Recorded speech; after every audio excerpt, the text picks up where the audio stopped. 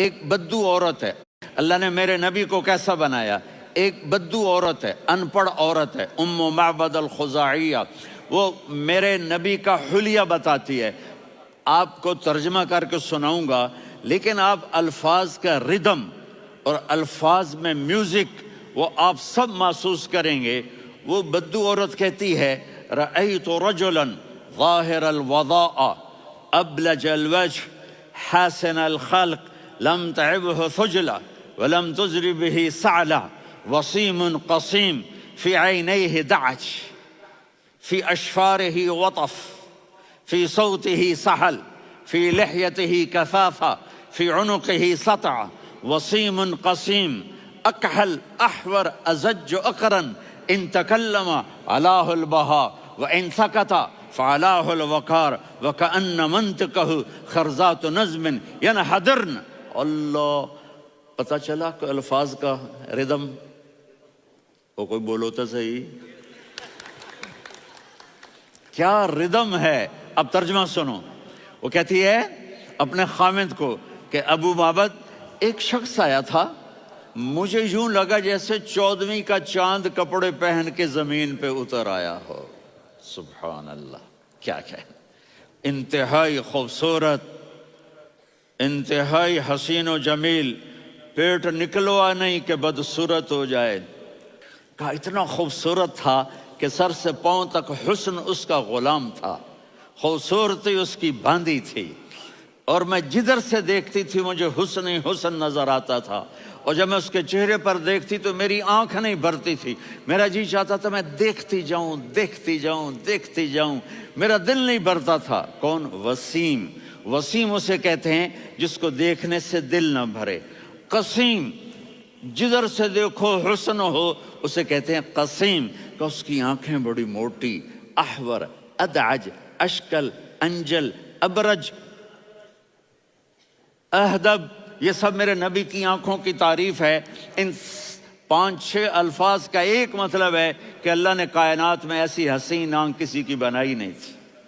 حسن و جمال آنکھوں میں، اور پلکیں بڑی لمبی، یہ عورتیں یہاں نکلی لگا لیتی ہیں نا لمبا لمبا کرنے کے لیے، تو میرے نبی کے قدرتی یہ بال لمبے تھے حسن کو بڑھانے کے لیے۔ داڑھی بڑی خوبصورت تھی، زبان میں، آواز میں جادو تھا، آواز میں کشش تھی، آواز میں ایک ایسا دل کھنچتا تھا، گردن لمبی تھی، سر سے پاؤں تک حسن و جمال تھا۔ جب وہ بولتے تھے نور چھا جاتا تھا، جب وہ خاموش ہوتے تھے وقار چھا جاتا تھا۔ اور سوا البطن والصدر، سینہ اور پیٹ برابر، سبط القصب، سیدھا قد تھا، سیدھا قد، بالکل سیدھا قد، عریض المنکبین، چھاتی چوڑی تھی، طویل الزندین، بازو لمبے تھے، رحب الراحہ، یہ ہتھیلی بڑی چوڑی تھی، چوڑی ہتھیلی سخاوت کی نشانی ہوتی ہے۔ رحبر مسیح القدمین، پاؤں اتنے نرم تھے لگتا تھا اس پر تیل لگا ہوا ہے، اور پانی اس سے یوں نیچے چلا جاتا تھا۔ اور یمشی تکفین، کندھے جھکا کے چلتے تھے۔ اللہ اکبر، یہاں 4 آدمی سلام کریں تو آدمی یوں ہو جاتا ہے، اور میرے نبی کو فرشتے سلام کر رہے ہیں اور آپ یوں چلتے تھے، ایسے ایسے چلتے تھے، تھوڑے سے کندھے جھکا کے چلتے تھے، ایسے آپ کبھی نہیں چلے۔ جو دیکھنے میں ایسا حسین ہو اس سے پیار کیوں نہ کیا جائے۔ خاندان اونچا ہو تو آدمی اس کی قدر اور عظمت کرتا ہے۔ میرے نبی کا خاندان کیا ہے؟ میرے نبی نے فرمایا اللہ نے آدم کی ساری اولاد سے عرب کو چنا، عرب کی ساری اولاد سے مضر کو چنا، مضر کی ساری اولاد سے قریش کو چنا، قریش کی ساری اولاد سے ہاشم کو چنا، اور ہاشم کی ساری اولاد سے اللہ نے مجھے چنا۔ میں سب سے اعلیٰ خاندان کا ہوں، عالی نسب ہوں۔ میرے اللہ نے میرے 10 نام رکھے ہیں، میں محمد، میں احمد، میں ماہی، میں حاشر، میں عاقب، میں فاتح، میں ابو القاسم، میں طٰہٰ، میں یاسین۔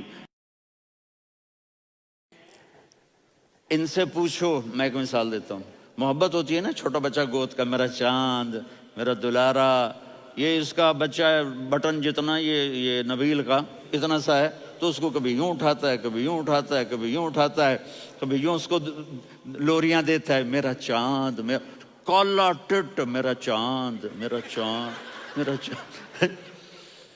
تو میرے رب کو اپنے حبیب سے محبت ہے، تو صرف محمد نہیں کہتا، چونکہ محمد کہنے سے محبت کا فلو نکلتا نہیں، تو اللہ نے اپنی محبت کے فلو کو نکالا، میرا محمد، میرا احمد، میرا ماہی، میرا حاشر، میرا عاقب، میرا فاتح، میرا قاسم، میرا ابو القاسم، میرا طٰہٰ، میرا یاسین، یہ اللہ نے اپنے حبیب کے نام۔ اور پھر قرآن میں جاؤ، شاہد، مبشر، نذیر، داعی الی اللہ، سراج منیر، رؤوف، رحیم، عزیز، حریص، مزمل، مدثر، یہ اللہ نے پورے قرآن میں سارے نبیوں کا نام لیا، یا عیسیٰ، یا موسیٰ، یا یحییٰ، یا ابراہیم، یا نوح، نام لے کر پکارا، لیکن اپنے حبیب کو ایک دفعہ بھی یا محمد نہیں کہا، بلکہ لقب سے پکارا، یا ایھا النبی، یا ایھا الرسول، یا ایھا المزمل، یا ایھا المدثر۔ میرے رب نے اپنے حبیب کو ساری نسلوں میں سب سے اعلی نسل بنایا۔ اگر اپنے نبی سے پیار نہ کریں تو کس سے پیار کریں؟